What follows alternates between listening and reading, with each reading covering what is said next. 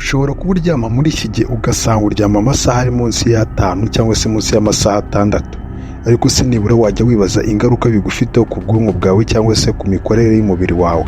Ese ni kangahe icyo kintu ujya ugitekerezaho? Dore ko nyine usigaye usanga abantu benshi cyane tujya kuryama ugasanga nibwo tubonye umwanya wo kujya kuri telefone, ugasanga dufashe telefone dutangiye guscrollinga tukamanuka video imwe tujya ku yindi, ariko mu by'ukuri nta kintu na kimwe turi kubasha kuba twagivuga ati tugiye kuba twareba iki kintu runaka. Dore ko hanini usanga turyama tugasiga telefone ziri iruhande rwacu n'ubundi nabwo zikirimo gukora, ugasanga ubwonko bwacu nubwo twitwa ngo turaryamye, ubwonko bwacu buracyarimo gukora kandi burakanuye, kandi twitwa ngo ku mubiri twasinziriye.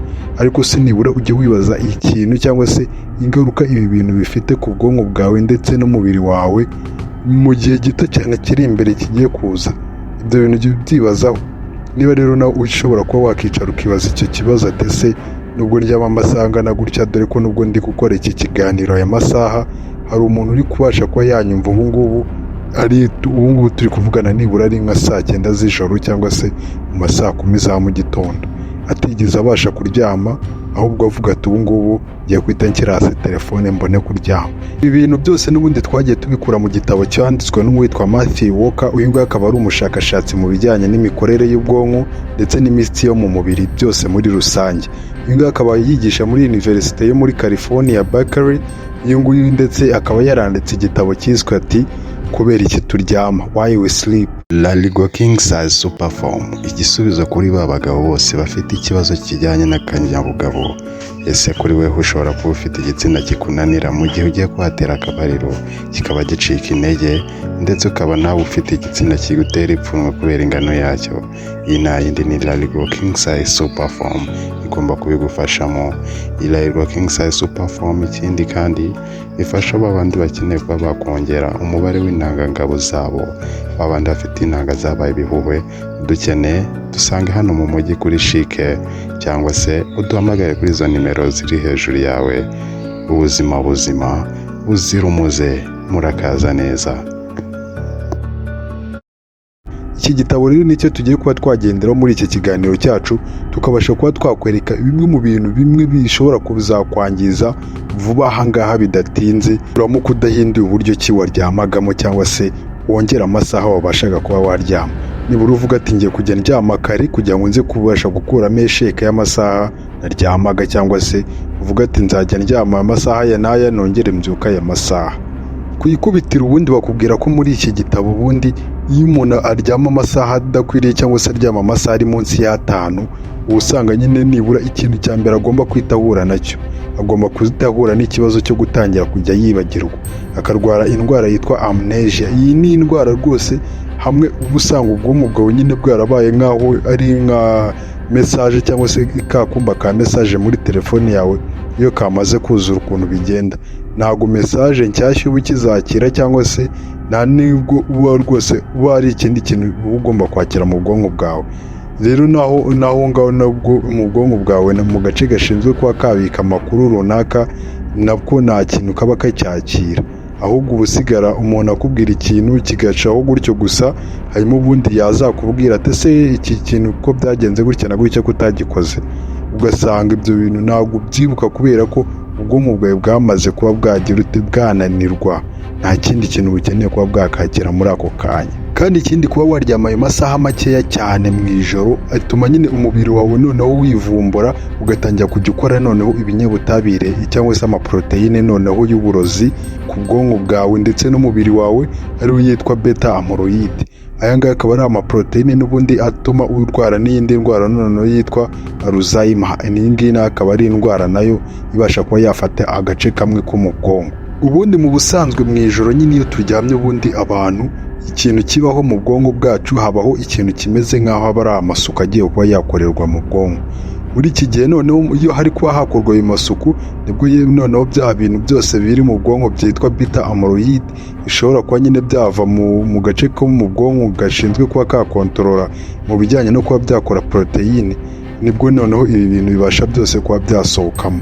Ariko noneho iyo utaryama nibura amasaha ahagije, usanga noneho aka gace ko mu bwonko n'ubundi nta kindi kintu gashinzwe kuba kakora, kaguma kari aho ngaho nyine, ya myanda yose ikaguma mu bwonko cyangwa se bya bitekerezo byawe n'ibindi bintu byinshi cyane, umunaniro wose wo mu bwonko muri makeya ukaguma aho ngaho. Noneho ari byo bituma noneho ya ndwara yitwa Alzheimer yo mu bwonko nayo yita izamukiramo, noneho ibi byose bigahita bigira ingaruka ku mubiri wawe ndetse no mu bwonko bwawe muri rusange. Ubundi bushakashatsi n'ubundi bukomeza bukubwira ko nibura umugabo ubasha kuba yaryama amasaha agera hejuru yo kuri 6 kuzamura, uyu mugabo nibura we mu bijyanye n'imyororokere ye usanga umusemburo wa testosterone uyu nguyu urabasha kuba nyine ko wazamuka ku kigero ku buryo nibura mu myaka afite hiyongeraho imyaka 10 kuzamura yo kuba nyine we akomeye, ashikamye, agumye hamwe, ari umugabo ukomeye cyangwa se ari umugabo uhamye mu yandi magambo nyine, kugira ngo mubashe kuba mwabyumva neza ukuntu kuryama neza nyine bibasha kuba byagira ingaruka nziza cyane ku muntu ubasha nyine kuba yakishyiraho akadisipurine akavuga ati nkwiriye kujya ndyama amasaha ya n'aya ngaya. Muri iki gitabo kandi bakomeza bakubwira ko kuri wa muntu uryama amasaha makeya cyane nyine ari munsi y'5, uyu muntu noneho ikintu kigenda kikaba ku mubiri we, ubudahangarwa bw'umubiri we cyangwa se immune system y'umubiri we iragenda ikajya hasi cyane, ku buryo nyine wa mubiri n'ubundi wari ufite ikijyanye n'ubwirinzi bukomeye cyangwa se ubwirinzi bukakaye ku kigero cyo hejuru, busigara noneho buri mu kangaratete. Ushobora kuba uri kubyumva gutyo ukagira ngo ni ibintu byoroheje cyane, ariko kugira ngo ubashe kuba wakumva uburemere bw'iki kintu, umenya ko iyo umubiri wawe watakaje ubudahangarwa bw'umubiri nyine kuba nyine wakirinda wowe ubwawe, ikintu kiba kigiye kukubaho muri ako kanya ni iki: ugiye kuba wajya muri risike yo kuba warwara kanseri ya prostate, cyangwa se ukaba warwara kanseri y'umugongo, ukarwara kanseri y'amabere. Izo zose akaba ari indwara nibura zishobora kuba zagushyira ubuzima bwawe mu kaga mu gihe icyo ari cyo cyose, dore ko nyine bishobora no kuba byakugeza no ku rupfu. Byose n'ubundi akaba ariyo mpamvu byatumye nyine ikigo cyitwa World Health Organization kivuga ati reka utuzi tumwe na tumwe tubasha kuba twakora amasaha y'ijoro, noneho babasha kuba bayagemuramo ibiziciro runaka. Bavuga ati niba wowe uri umukozi ukora mu masaha y'ijoro, urakora aya masaha kugera aya masaha kugeza aya masaha, kugira ngo n'ubundi izo kanseri babashe kuba bazigabanya, ko nyine zaba nyinshi cyane ku bantu, ku buryo nyine usanga abantu majorite y'abantu benshi cyane bakora amashifuti y'ijoro bashobora kuba barwara iyo ndwara ya prostate, cyangwa se bakaba barwara kanseri y'umugongo, bakarwara kanseri y'amabere ku gitsina gore. Ibi byose nyine akaba ibyo iki kigo cyitwa World Health Organization bari barimo kwirinda bazana iyo gahunda, dore ko nyine n'ubundi umuntu ukora amasaha y'ijoro aba ari mu byago byinshi cyane byo kuba yarwara izo kanseri zavuzwe ruguru. Ikindi kandi dore ko nyine iyo utitonze neza ngo ubyitwaremo neza, ibi byose bishobora kuba byageza ubuzima bwawe ku kigero cyo kuba nyine wagera ku rupfu. Kuryama igihe kidakwiriye kandi cyangwa se kuryama igihe kituzuye neza amasaha munsi y'amasaha 5, ahangaha noneho usanga noneho mu kijyanye na cardiovascular system cyangwa se mu miyoboro y'amaraso yawe no mu mikorere y'umutima wawe naho habamo ikibazo gikomeye cyane, dore ko nibura ahagana mu ijoro aho umuntu aba aryamye asinziriye, uba usanga n'ubundi uburyo amaraso yawe arimo kuba yatembera mu mubiri, arimo kuba yatembera neza, ariho habaho nyine kwirisetinga cyangwa se kongera guhindura imikorere y'umubiri wawe, ukongera ikajya ku murongo. Ugasanga nibura umutima wawe aho wateraga uzamuka, noneho umutima wawe uri kuba watera umanuka ujya hasi, nyine uri ku kigero kiri normal, ku buryo bitazakugiraho ingaruka mu buzima bwawe.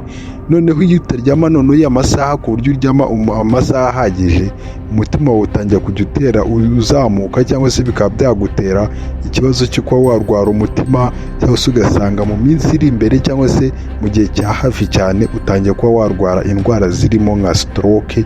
Izi ndwara zose ari mu ndwara zihangayikishije isi cyane, dore ko nyine usanga abantu benshi bari kuba bakicwa na stroke kubera ko batajya baryama amasaha menshi cyangwa se amasaha ahagije, dore ko n'ubundi nubwo uramutse uryamye amasaha menshi cyane nabyo bigira ikibazo ku mubiri wawe. Biba bisaba ko ugomba kuryama amasaha ari mu rugero, cyangwa se amasaha yagenwe meza, ari amasaha 8 kugera nibura ku masaha 10. Ayo masaha yo aba ari amasaha ahagije kabisa ku mubiri wawe. Kugera kuri iyi ngingo noneho aha ngaha ushobora guhita wibaza ese umuntu ashobora kuba nibura yamara igihe kingana iki ari kuba yareba cyangwa se akanuye amaso gusa atigeze aryamaho habe na gatoya. Aha ngaha igisubizo naguha ni uko umuntu uwo ari we wese muzima amasaha nibura aba ashobora kuba yamara ari kureba ni amasaha 16 yonyine. Iyo uramutse uyarengeje ayo masaha 16 ubwonko bwawe butangira kuba bwakora mu buryo budasanzwe, dore ko nibura iyo ugejeje ku isaha ya 19 cyangwa se ku isaha ya 20 ukanuye uri kureba uri maso, iki gihe umubiri wawe utangira kwatinga nkaho nyine wasinze, noneho ugatangira kuzajya ubona ibintu byose bimeze nkaho biri kuba byazenguruka. Ikindi kandi niyo wenda uramutse ugerageje gutwara, umuntu wese ubonye utwaye ahita avuga ati uriya muntu noneho yanyweye izihe cyangwa se yanyweye zangahe, dore ko nibura umubiri wawe wananiwe ku kigero cyo hejuru ku buryo uba usigaje nibura kuba waryama gusa nta kindi kintu utegetswe kuba wakora. Bityo rero iki gitabo nta kindi kintu birirwa bagushishikariza cyangwa se kiba kirimo cyane bari kuba bagushishikarizaho, usibye kuba bakubwira ati utegetswe nibura kuba waryama amasaha 8 cyangwa se 7. Ayo ni amasaha meza cyane ukwiriye kuba waryama kugira ngo umubiri wawe ubashe kuba wawusigasira cyangwa se ubashe kuba wawubungabunga urinde izo ndwara zigiye zitandukanye, dore ko zishobora kuba zakugeza no ku rupfu. Kugira ngo ubwire ati ngewe gutegura ikiganiro nitwa Abdati, kugira ngo ubwire ati reba hasi handitse subscribe kandeho kugira ngo uzabashe kubona ibindi biganiro byiza nk'ibi ngibi ndetse n'izindi nkuru nziza cyane zicukumbuye. Ciao.